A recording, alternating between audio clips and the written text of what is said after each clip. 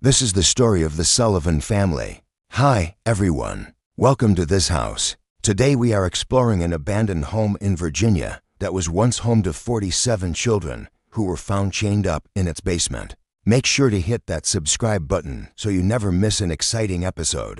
In 1834, a man named John Catlett Sullivan moved his family into this house in Charles City County, Virginia. John was a former hatter who had lost his job after he went insane and murdered his apprentice. He wasn't allowed to own any sharp objects, which would have been useful for his new business venture, and so he moved his family to the country to start a farm. John married Ruth Bryan in 1826. Together they had 5 children of their own, but it seems they weren't enough. John and Ruth decided to start a small academy for boys and make money by taking in other children to live with them and educate them. For a few years everything seemed to be going well. The community even seemed to accept the large brood.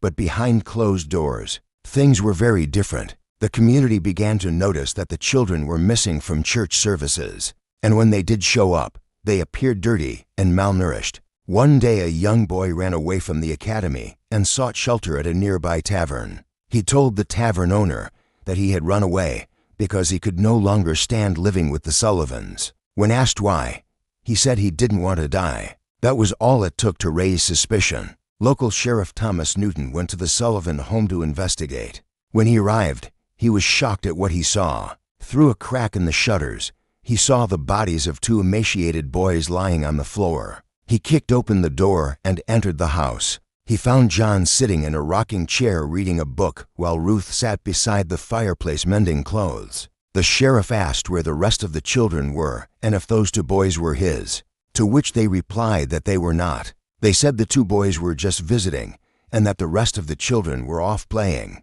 Sheriff Newton knew this was a lie, but wanted to get to the truth without making the situation worse. So he simply thanked them for their hospitality and left. That night, unable to sleep, he returned to the house with a group of men to conduct a proper search. As the men entered the home, the children began screaming from the top of the stairs, "Don't go down there." The adults ignored them and continued down into the basement. What they found would haunt their nightmares forever. In the basement, they found 47 starving children chained to walls, the floor, and to each other. There were boys and girls of all ages, some as young as 4 years old. The children were covered in feces and insects and were too weak to speak. The smell of the room was unbearable. At first, they thought the children had been held captive by someone else in the house, but then they found the key to the chains in one of John Sullivan's pockets. It became clear that the children had been imprisoned by their own parents. The sheriff asked John why he had done such a thing. His response, "I don't know. It just seemed better that they should die than be brought up right." Ruth Sullivan added, "We intended to bring them up as Christians, but we found it impossible."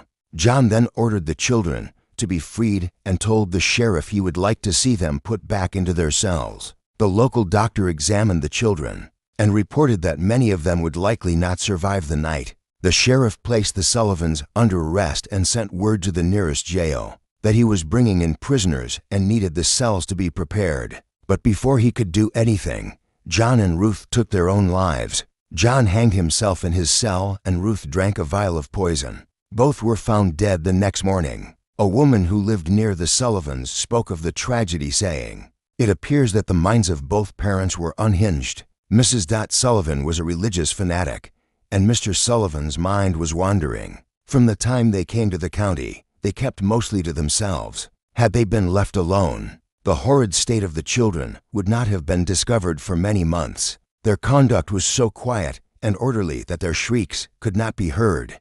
Sometimes, however, the poor children would run out into the fields, stark naked, and make the most doleful laments. On these occasions, they would be taken up by the neighboring farmers, who would chastise them and leave them at the door of the Sullivans' house. All 47 children survived.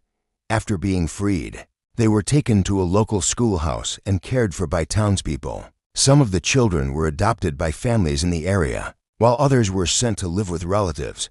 A report from an investigation into the case stated that most of the children were sent to live with friends or relations, and several were placed out to service at the homes of respectable people in the neighborhood. As for the house, it was abandoned and fell into disrepair until it mysteriously burned to the ground in 1921. Today, there's a small marker on the property where the house once stood. It reads, "Here stood the house of John Catlett Sullivan, where in 1834, 47 children were found chained in the basement." The charred remains of the building still show the marks of the heavy chains, which confined the little ones to the walls. As a memorial, this stone is erected by the Virginia Historical Society. But that's not all that remains of the tragic event. In 2015, a metal sculpture titled Unchained was created by Richmond, Virginia artist Hank Waddleton and placed beside the historical marker. The sculpture depicts the hands of a child reaching toward the viewer,